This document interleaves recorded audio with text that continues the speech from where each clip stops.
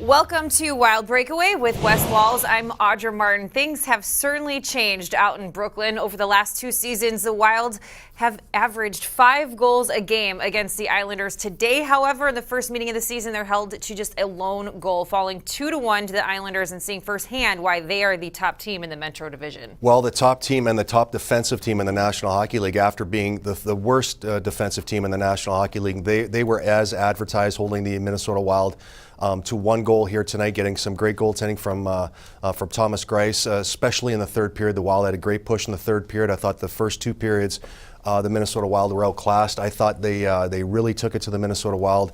Devin Dubnyk was a really big reason why they were even in this game. Good push in the third period by the Minnesota Wild, but it was just not enough, and the Islanders are able to pick up a big 2 points for them. Yeah, the lone goal today for the Wild coming off the stick of Mikhail Granlund on the power play. They go 1 for 3 on the man advantage. At 6 power play goals in the last 7 games for Minnesota. Meanwhile, some struggles on the penalty kill. The Islanders go 1 for 6. Way too many opportunities given to the New York Islanders, the Minnesota Wild, who now have given up 6 power play goals in their last 5 games. Like you said, Wes, a good push there in the third period, but quite frankly, it was too little, too late.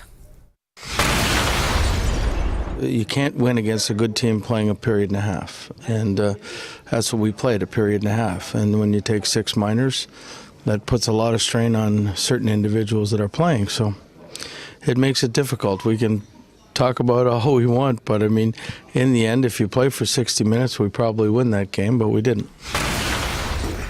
So here's a look at the upcoming 4-game homestand for the Wild. They will take on 2 red-hot teams in the Flyers and the Blues, and then 2 teams not so much red-hot in the struggling New Jersey Devils and the Anaheim Ducks, who have lost their last 7 straight games.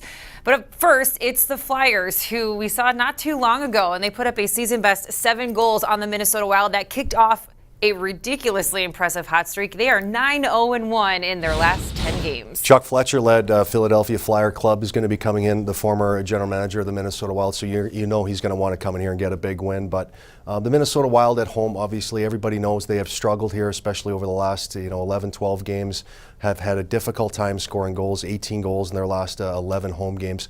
Need to figure out a way to generate a little bit more offense here at home, give the Minnesota Wild fans that are in the building a reason to get up and get behind them. So a very, very important home stretch against 4 playoff teams, a couple of them red hot right now.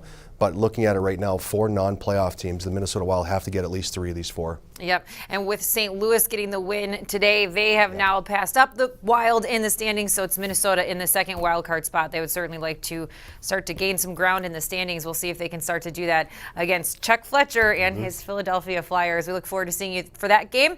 Until then, for Wes Walls, I'm Audra Martin. Thanks for joining us on Wild Breakaway.